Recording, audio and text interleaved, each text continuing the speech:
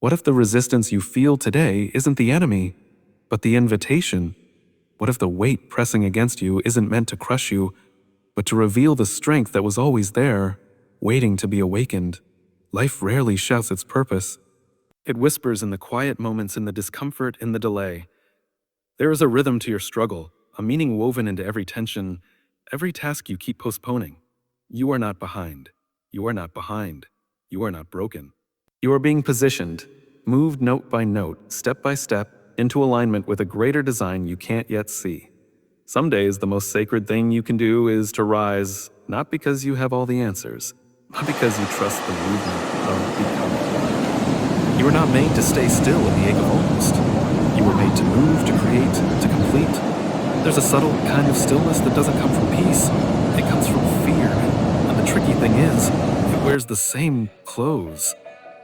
It feels like rest, like wisdom, like waiting for the right moment. But underneath, it's hesitation pretending to be discernment. It's procrastination dressed up as patience. It's the voice that says, I'm just being strategic, when really, we're scared of starting. We tell ourselves we're waiting for clarity, for the stars to align, for the plan to be perfect, for the energy to feel just right. But let me offer you this. Clarity rarely precedes action. More often than not, it follows it. We're not always meant to wait for the light to turn green. Sometimes we're supposed to take the first step in the dark. See, the problem isn't that you're lazy. It's that you've been listening to the wrong silence, because not all silence is sacred. Some silence is stale. Some silence grows mold.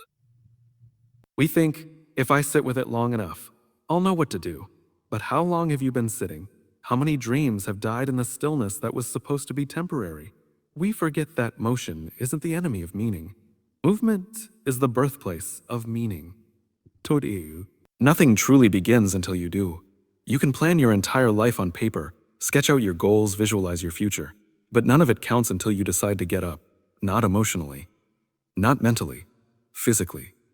Because action has a way of waking up every part of you that thinking cannot touch. And I know what some of you are feeling. You're not just still, you're stuck. Stuck in the weight of what didn't work last time. Stuck in the loop of, who am I to try again? But maybe you're not stuck because the path is wrong. Maybe you're stuck because you've become afraid of starting again. You're afraid of being seen beginning again, and that fear has paralyzed you, disguised as reflection. But there's a difference between reflecting and retreating, between waiting and withholding, and maybe today is the day you call your own bluff, because the life you're waiting to live, the change you want to feel, it won't come by thinking harder. It will come by choosing to move while it's still uncertain. You're not going to think your way into greatness. You're going to work your way into it. You're going to show up, even when you feel hollow. Even when you feel hollow. You're going to take the next right step, even if your hands are shaking. Because sometimes the strongest thing you can do isn't conquer a mountain. It's roll out of bed and start the task you've been avoiding for weeks. The truth is, we often expect inspiration to come first. But what if inspiration doesn't come to those who wait? It comes to those who begin. What if the fire isn't lit before you start? What if it's ignited by the friction of faith and effort? And no, you won't get it all right. You'll stumble. You'll forget why you started. You'll forget why you started. You'll feel the gravity of I'm not a nearf tugging at your shoulders. But you're not here to be perfect. You're here to move, to evolve, to push something forward, even if that something is just your own heartbeat. We were never meant to stay still forever. Even nature doesn't pause for long. The tides move, the winds shift, the seasons change, and so must we. Not because we've mastered it all, but because motion itself is sacred. It says to the universe, I trust what I cannot yet see. There will always be a reason to wait. Always a reason to stall. But none of those reasons will give you back the days you lost standing still. And the beautiful thing, you don't need to know how it all ends. You just need to be brave enough to begin again today, here, in the quiet decision to do the next right thing. Because maybe your future isn't waiting to be found. Maybe it's waiting to be met with sweat, with courage, with conviction. So don't ask if you're ready. Ask if you're willing, because readiness is a myth, but willingness changes everything. Get up. and get it done. Get it done. There's something mysterious, almost sacred, that happens the moment we move. The moment we stop overthinking and start doing, everything shifts. It's like the universe, or life, or something deeper within us finally gets the signal. I'm ready. Not ready as in I've figured it all out, but ready as in I won't let fear be the loudest voice in the room anymore. Because momentum doesn't come from waiting, it comes from choosing. From taking one imperfect, unglamorous step forward. You know that thing you've been putting off? That project, that call, that uncomfortable conversation, that bold risk you keep talking yourself out of? It's not just a task, it's a key, and it doesn't unlock something external. It unlocks something internal. There's a reason why things begin to feel possible when we stop procrastinating. For this procrastinating. Not because the circumstances change immediately, but because we do. Our confidence isn't built in the comfort of planning. It's built in the discomfort of doing.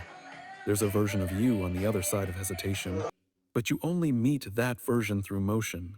See, motion creates clarity, but indecision fogs the mirror. The longer we stay still, the harder it becomes to even remember who we are. We become consumed by the stories we tell ourselves. I'm not good enough. It's too late. I'll fail anyway. Until those stories start to sound like truth. But they're not truth. You know what they're just the echoes of inaction. And the beauty of movement, real, deliberate, imperfect movement, is that it changes the narrative. One step becomes two. Two steps become a rhythm. That rhythm becomes momentum. And suddenly, you're no longer waiting for motivation.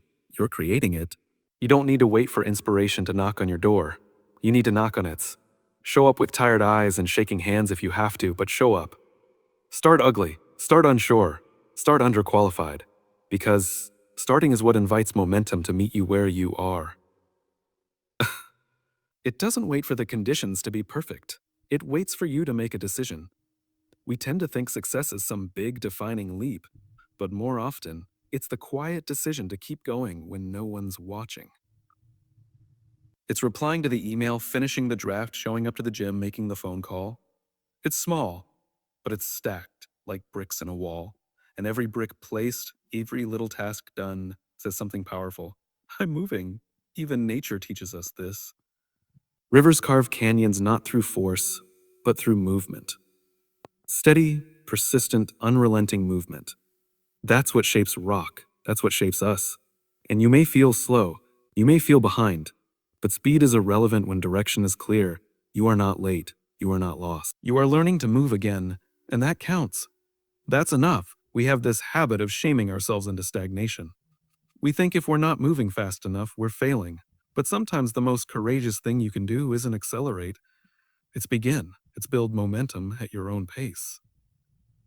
Because once momentum kicks in, it carries more than just your actions. It carries your belief. It reminds you, I can do hard things. I can finish what I start. I can trust myself again. You want to know where confidence really comes from? Not from hype. Not from praise. It comes from promises kept. And the most important promise is the one you make to yourself. I will show up. I will try again. I will keep going. Momentum doesn't ask for perfection. It asks for presence. The longer we delay that first move, the heavier the task becomes in our minds. But once we start, once we take that first breath, that first click, that first move, it's almost never as bad as we imagined. In fact, it's often where the breakthrough begins. So don't ask for motivation to magically appear.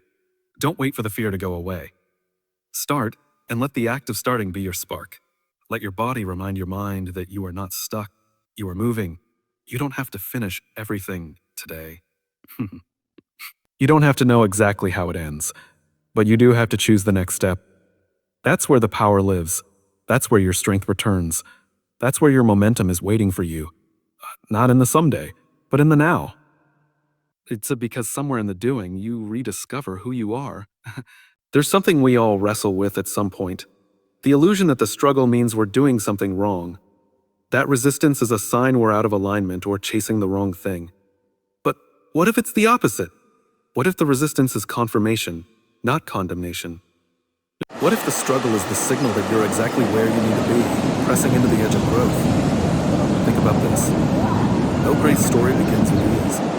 Every hero's journey starts with discomfort, disruption, and doubt. The resistance we face isn't proof that we're failing. It's evidence that we're stretching, expanding, evolving. That discomfort you feel? That's the friction of transformation. We've come to believe that our path should be smooth if it's right, that alignment should feel effortless. There's a quiet kind of power in simply showing it doesn't always feel heroic. It's not flashy or loud. In fact, it often feels like the smallest possible step you could take. But showing up, consistently, intentionally, imperfectly, is one of the most courageous acts we can perform. Because when everything in you wants to hide, to wait, to delay until you're more ready or less afraid, showing up says, I may not have it all figured out, but I'm here. Think about it. So much of our growth, so much of our progress doesn't happen in moments of brilliance. It happens in moments of discipline, of choosing presence over perfection, of being where your feet are. There's nothing glamorous about doing the work when no one sees it, about pushing through fatigue or doubt when applause is nowhere to be found. But that's where real transformation happens. In the mundane, in the repetition, in the discipline of today. We often idolize the big breakthrough moment, don't we? We wait for the day we feel motivated. We wait for clarity. We wait for everything to line up before we act. But success, true, sustainable success, isn't about waiting for the stars to align. It's about creating alignment through your decisions, and you do that by showing up when it's hard. By doing the thing not because you feel like it, but because you said you would. Discipline is trust in action. It's saying, I trust that who I'm becoming is worth more than how I feel right now. And that's not easy, because discipline doesn't always give you immediate results. There's no instant gratification.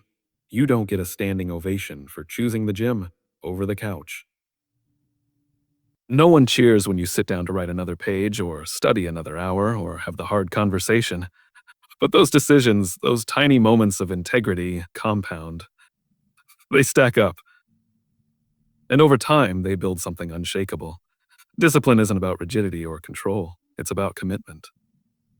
And commitment is a promise to yourself that your future matters enough to shape your present. It's choosing progress over comfort. It's staying in the game when quitting would be easier. It's realizing that the hardest step is often not the first, but the one you take after motivation fades. Let's be honest, motivation will fade. It always does. That's its nature. Motivation is like a match. It flares quickly, burns hot, and then disappears. Discipline is the slow-burning flame. It keeps going long after the excitement is gone, because it's fueled by something deeper, purpose. And when your actions are anchored in purpose, you don't need to feel inspired every day. You just need to remember why you started. You just need to decide, again and again, that your values will lead, not your emotions, that your future self deserves your effort today. It's in these moments, these small and visible acts of consistency, that we start to shift, not just what we do, but how we see ourselves. You begin to trust your own word. You begin to believe, not in a future version of you, but in the you that shows up today. The you that tries up today. The you that tries. The you that keeps going when it's hard. We love the idea of the overnight success, but even the overnight success was built in the dark, long before anyone was watching. That's the part we skip over, but it's the part that matters most. The preparation, the repetition, the resilience. That's the foundation. So when you're tempted to give up because it feels like it's not working, when progress is slow and no one seems to notice, remember this: discipline is never wasted. Every act of showing up is a seed. You may not see the fruit yet, but something is growing. Something deep. Something strong. Strong. Consistency is louder than any excuse. It speaks even when you're tired, even when you're discouraged, even when you feel invisible. Because it knows that showing up isn't about proving anything to anyone else. It's about proving something to yourself.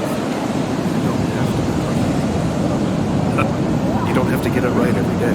But if you keep showing up, especially when it's inconvenient, especially when no one claps, you will outlast what once overwhelmed you. You will become the kind of person who doesn't just dream, but builds. Who doesn't just wish, but works. Doesn't just wish, but works. Who doesn't just start, but stays. Because progress doesn't belong to the most talented, it belongs to the most consistent. So keep showing up because the future you're building is waiting on the other side of your discipline today. But alignment isn't about ease, it's about integrity. It's not about walking the path of least resistance, it's about walking the path of most purpose. And purpose will always require something of you. It will always stretch you beyond what's comfortable. Because you don't discover strength in convenience, you discover it in resistance. Emma, purpose will always require something of you. Sometimes the wall in front of you isn't there to block you, it's there to reveal what's in you. The wall asks a question: how bad do you want this? And more than that, who are you willing to become to get through it? Because real progress doesn't just ask for effort, it asks for transformation. You've probably noticed that every time you try to level up in your life, whether it's starting a business, breaking a habit, healing a relationship, or stepping into a new role, resistance shows up. And often, we misread that as a sign to stop. But what if it's not a stop sign at all? Munbo. What if it's an initiation? There's a reason athletes train with resistance. It's not to make the workout harder just for the sake of it. It's to make themselves stronger. Without resistance, muscles don't grow. And without resistance, neither do we. I'm not saying we should chase pain for the sake of it, but I am saying that pain can be purposeful. It can be refining. The key is to stop seeing the struggle as a detour and start seeing it as a teacher. Because everything you're going through right now, every delay, every doubt, every difficult conversation, every moment where you feel like you're hitting the ceiling, it's building something in you, something essential, something foundational. You can't shortcut through resistance. You can't bypass the process and still get the prize. If you want the strength, you have to lift the weight. If you want the character, you have to go through the refining fire. That's not punishment, that's preparation. And let me tell you this, you are more equipped than you think. The fact that you're facing resistance is not a sign of weakness, it's a sign of capacity. Resistance doesn't show up to those who are standing still, it shows up to the ones who are moving. So if you're feeling the weight today, don't curse it, don't run from it, lean in. Let it teach you something. This resistance doesn't show up to those who are standing. What if the resistance is shaping you into the version of yourself that can carry what's next? What if the delay is actually developing your discipline? What if the frustration is forming your focus? We love the outcome of perseverance, but we rarely honor the process. And yet the process is where everything meaningful is built. It's in the early mornings, the lonely moments, the days that don't go as planned. That's where character is forged. That's where vision becomes reality. Not in theory, but in practice. The people you admire, the lives that inspire you, they didn't get there by dodging difficulty. They moved through it, and so can you. So the next time resistance shows up, and it will, don't shrink back. Don't second guess your direction. Don't mistake the presence of struggle for the absence of purpose. Let resistance be your reminder that you're alive, that you're growing, that you're in motion, because resistance isn't there to break you. It's there to build you